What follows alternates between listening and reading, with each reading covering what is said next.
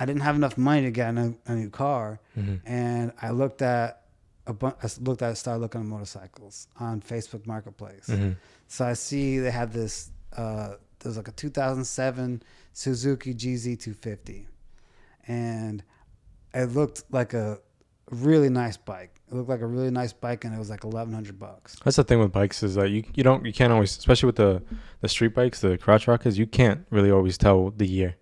They look pretty similar from year to year. This one wasn't a crotch rocket. It was like a classic bike. You know what I'm saying? Like if I showed you the picture, you probably might have seen them around. It's like a Harley looking kind of. Yeah, kind of. But it's a small because it's a 250, so it's a small engine. So and I had a motorcycle before. My stepdad had a motorcycle before. So you've been around him. I've been around him for a little while. My stepdad, he passed in a motorcycle accident. Oh, okay. He was driving to work, and a car went and took a U-turn the wrong way and hit him. And he flew, and he didn't break a bone in his body except for his head. He didn't have his motorcycle on. Al McKinnon, rest in peace. And since he didn't have his motorcycle on, his brain swelled. You mean his helmet? His helmet, excuse me. Since he didn't have his helmet on, his brain swelled too much, and he wasn't able to be resuscitated. So I was under the misapprehension that as long as I have a helmet on, I'm going to be fine. Right? So I get the motorcycle, I break the news to my family, and I let them know, hey, I got a motorcycle. Yeah, because I mean, I'm sure they're traumatized from what happened. At what age did that happen that he passed away from a motorcycle accident? He passed away when I was 20. Okay, so and then you got this bike at what age? 36. Okay. So I mean, 16 years, but still a traumatizing event because of a very thing that you got the motorcycle. Yeah. Yeah. So then I get the motorcycle, and my girlfriend, she loves it. You know what I'm saying? Like, obviously it's irresponsible, but it's a blast. Like, it's so much fun riding. I can imagine. It's just too much fun. I mean, going to the store, doing anything. Like, I had so much fun riding it. Yeah. And then so the day that it all happened was, I was working at McCurdy's, and I was on an on-call shift. So normally at a certain hour, they text you and say who's working tonight. What's that? What's McCurdy's? McCurdy's Comedy Theater. It's the only. Oh, the one here in downtown? Yeah, here in downtown. It's an awesome establishment. So I was working there, and then I didn't get the text that I had to work that night. So I was like, all right, fine. I guess I don't have to work. So I was at the gym, and I just stayed at the gym longer. And I came home, and then I get a call from my boss, and she's like, where are you? And I was like, I'm at the house. And she's like, why aren't you here? And I was like, I didn't get any text. And she's like, well, we need you in here tonight. And I was like, all right. It was only like 15 minutes away. What time is this? It was probably like 7:30. But it was during the summertime, so it was still light. Still bright outside. It was a beautiful summer day. Yep. And then so, 15 minutes, I had to be in there in a half an hour. And I was like, I got nothing but problems. I mean, no problems. So I get on the bike, and I'm driving. It's a clear day. Bright out. There's like little to no traffic on the road, and I'm driving, and I'm going north from my mom's house, which is pretty close to here. It's like right over there on 41, probably like a mile south of Clark. And I'm driving north, and I'm driving through an intersection on Proctor, and I'm on the left of the two lanes going north, and I'm driving through a green light, and then a car that's stopped right here that's pulling up across from me. It looks like they're gonna stop at the light, but they just run right through. They run right through it, and they hit me, and it was a terrifying situation. It was a terrifying situation because I can see the car coming. There wasn't anything I could do because they turned really quick and they hit me. So I fly, right? I fly off the motorcycle, and I'm just in the air, and then I come crashing to the ground. And I hear a snap, and I feel the most excruciating amount of pain possible. It was insane, just overwhelming amount of pain. And if I was under the misapprehension that your body would go into shock, and you wouldn't experience it, but it was just overwhelming. And I looked down, and I could see I had a pair of black pants on, and pardon for the graphic detail, but my femur had snapped through my leg and through the pants. So I'm looking down and I could see my severed Jeez. leg with my blood-soaked femur staring at me and just a river of blood pouring out onto the concrete. And I'm overwhelmed with pain. I see my severed leg just gushing blood. And, with the rate of the blood coming out, you think that's it. You know what I'm saying? Like, so in that moment, you're thinking to yourself, I could die.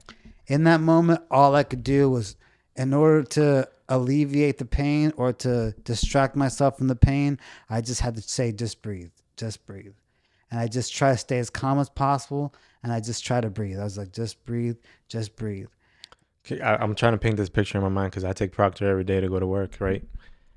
Are you talking about, so Proctor you can turn left or right once you reach 41 on Proctor. Mm-hmm. I turn right to go to work. You can go straight to go to the landings. Mm-hmm. No, I'm going. You're going north past Proctor. I'm going north on 41 crossing Proctor. Like once you get to Tamiami Trail, yeah, you can go north to get to downtown. Yep. That's the way I was heading. So they were heading south on Tamiami Trail, and they were turning left onto Proctor. And they turned left onto Proctor. So in your middle lane, mm-hmm, the inside lane. Okay, and they don't see you, so they turn. They turn, hit me right on the left side. I fly, come crashing down. Does any of that happen in slow motion for you? It seemed like it was in slow motion. I mean, like it seemed like it was in regular motion. Like it just slow in the fact like there's nothing I could have done to avoid it. Yeah. But I just see it coming right at me. I hit it and I fly. So they hit you directly on your leg? Mm-hmm. I don't know if it was on my leg. I know I just felt the impact, and then I flew. Is that what broke your leg, or you landing? I think it was a landing. Did you get launched? Yes, I got launched, and as I got launched, I don't know exactly how I landed. Yeah. I just remember getting launched, smacking into the ground, sliding, and saying, because it's not easy to stop. No. I'm sliding, and then I look down and I see the situation. How fast you think you were driving? I think I was going normally I go about 5 miles over the speed limit. Yeah. And I think what's 40-ish there? Yes. I think it's 45. So I was going about 47, 48 miles per hour. Do you know from where you ended up stopping sliding? I'm just trying to visualize it because I take that every day. I mean, I don't remember exactly how far it was. I mean, I know I would probably say 50 feet. Jeez. Okay. All right. So I'm sliding, and I mean, I'm looking down after I slid and after I landed, and I'm just overwhelmed by an excruciating amount of pain. And I lay back. I just lay back and I just start to breathe. I just keep trying to focus on the breathing. And because I was a runner, mm-hmm. right? I used to love to run, and I'd run even when I'd work 2 jobs. I'd run in the middle and in between them. I'd run about 3.5 miles a day. Damn. Right. And so I know there's times in which I've got a cramp, or there's times in which, for some reason, I'll by either my leg or I'll get a little cramp in my side. I just know he's got to breathe it out. He's got to breathe it out, and it's going to go away. So just stay calm and breathe it out. So. But this one's a little different. It was very different. It was very different. So I'm sitting there and I just lay back. I still have my helmet on, and I just feel someone squeezing really hard on my leg. I just feel like an extreme amount of pressure, which hurt even worse. And they're like, "You're gonna be okay. You're gonna be okay." And I was just trying to stay calm. And then I remember that I hear the ambulance. A car. I look back, and there's a car accident behind me. That 2 cars collided to stop from hitting me, because I'd flown and they were coming in, and they smashed into each other to stop themselves from hitting me. When you fell off the bike, did you stay on the same side of the street, or did you mm-hmm. fly over to the... No, I was on the same side of the street. So the cars behind you, mm-hmm. obviously because of what happened, they're also going fast too, so they collide. Okay. So they collide. I look back and I see that there's a collision, and then I hear and see the ambulance, and then I get lifted. They put me onto a hard plastic thing, and I get lifted onto the gurney, and they lift me up into the ambulance, and I'm just overwhelmed by pain. Mm-hmm. And I remember very vividly telling the people, just, "Please God, put me under. Please God, put me under," because I was just excruciating amount of pain. And then that's all I remember from the actual accident.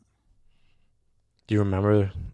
Did you ever get a chance to meet, or do you know the person that tied the whatever So the tourniquet was applied by a police officer. off duty? And no, he was on duty. He was on duty. But they just got hit. They got there fast. I don't know if there was a call or if they saw it, but they were there pretty much right after I got hit. Yeah. And so his name is Deputy Josh Snow. And I found out a long time afterwards, probably like 6 months later, what his name was. I didn't know at the time. I just knew that there was a police officer that did that. And fast forwarding, after I got out, I went to the prosthetist at OPC, and she was, because what happens is, I don't know if you can see. I don't know how far you can see. Can you see like below my waist? Yep. Right. So like I ended up what happened as a response to the accident, I had some femur. Right. There's still some femur. Yeah. But because of the road rash and because of how severe the injury was, I had to have like 5 surgeries while I was in the hospital, and they had to keep taking more. Because of infection?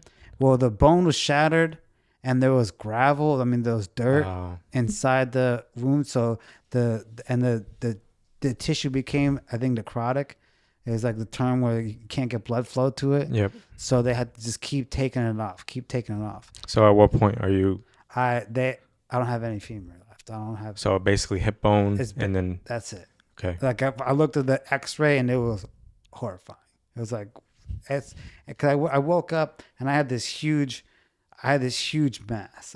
First of all, when I woke up, I remember exactly what happened, Yeah. and I looked down to see if I still had my leg. I looked down to see if I still had my leg, and it looked like there was something under the blanket, and it looked kind of like at the end where I could see where my foot was or should have been, and I touched the blanket and I could feel there was nothing there. And at that point, they've already gone up. At that point, I still had probably it probably went about mid-quad, like mid-thigh. Jeez, man. And then so it was swollen. It was a huge mass, but it's all bandaged up so I couldn't see it. Yeah. But you're waking up essentially to no leg. Life changed immediately. 100%. And I see my mom and my sister there, and my first instinct was to apologize to my mom.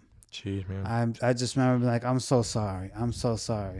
And she's like, it's okay. Like you trying to console me. Essentially, like I didn't do anything. Yeah. It wasn't my fault, but essentially I knew that I shouldn't have been driving the motorcycle. Like I knew that I should have been driving the motorcycle. And I just woke up with a sense of guilt that like she's going through, my family's all going through this right now. And it's all my fault because I wanted to drive around on a motorcycle.